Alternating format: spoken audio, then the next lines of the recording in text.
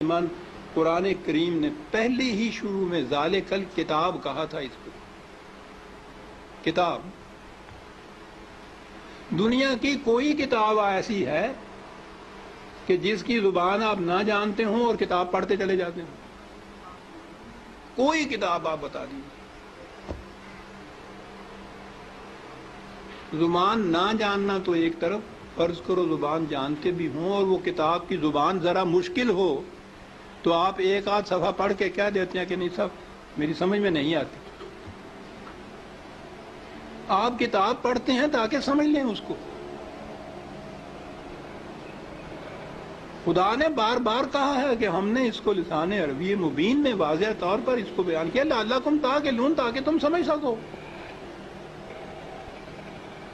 کتاب کو اگر سمجھ کے پڑھ لیا جاتا عزیزان من تو نہ ملوکیت باقی رہتی، نہ سرمایہ داری باقی رہتی، نہ مذہبی پیشوائیت باقی رہتی. سازش یہ کی گئی کہ سمجھنے کی بات یہ ہے نہیں، بغیر سمجھنے کے، بغیر مفہوم جاننے کے ان کے الفاظ کا دہرا دینا جو ہے اس سے نیکیاں مل جاتی. ایسا چکر دیا کہ کتاب کا سمجھنا جو تھا، سمجھنا کتاب کا بے معنی ہو گیا.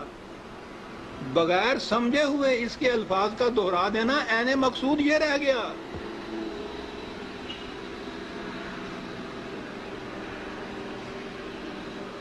اعلیٰ سے اعلیٰ درجے کی کسی طبیب، حکیم کی، فلاسفر کی نسخوں کی کتاب، ہر مرض کا نسخہ جہاں لکھا ہو اس کے اندر، آپ اس کو سمجھے نہیں اس زبان کو اور وہ نسخے زبانی یاد کر لیں اور صبح اٹھ کے ان کو نسخوں کو رٹتے رہیں، شام تک بولتے رہیں. کچھ پتہ نہ ہو آپ کو کہ سونف کسے کہتے ہیں، ترنجبین کیا ہوتی ہے، اور پڑھتے چلیں. کیا مرض کی شفا مل جائے گی اس طرح سے؟ اس کتاب کا مصرف مقصد پورا ہو جائے گا؟ میں نے کہا ہے ابھی کہ ہے کوئی دنیا میں اور کتاب جس کے ساتھ یہ کچھ آپ کرتے ہوں؟ عزیزان من، اس کتاب عظیم نے کیا لیا ہے کہ ہم اس کے ساتھ یہ کرتے جو کسی کتاب کے ساتھ نہیں کرتے؟ یہ سب اس لیے کہ یہ سمجھ میں نہ آ جائے، کہیں ہو نہ جائے آشکارا شرع پیغمبر. کہیں یہ آج ہی کی سازش نہیں ہے، شروع سے چلی آ رہی ہے. یہ لگا دو اس لائن کے اوپر کہ دہراتے جاؤ اس کو ساتھ بغیر سمجھے.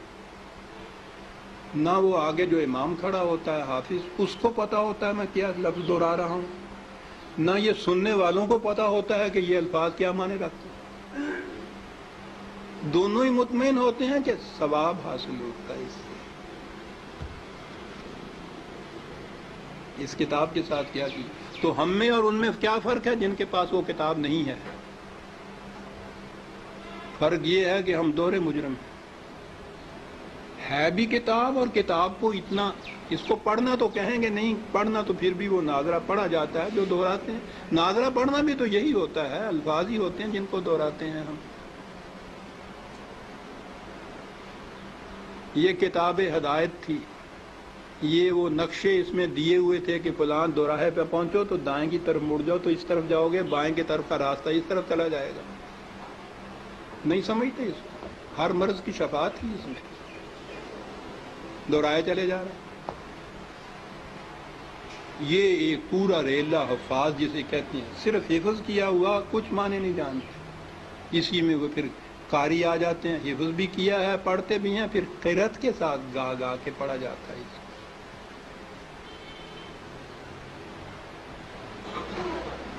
قانون کی کتاب گا کے پڑھنے کی. قرآن میں یہ لکھا ہوا ہے کہ چوری کرنے والا عورت ہو، چوری کرنے والی ہو، جرم کے عوض میں اس کے ساتھ یہ سزا اس کو دو. اب اس کو آپ گاتے چلے جائیے قانون کو.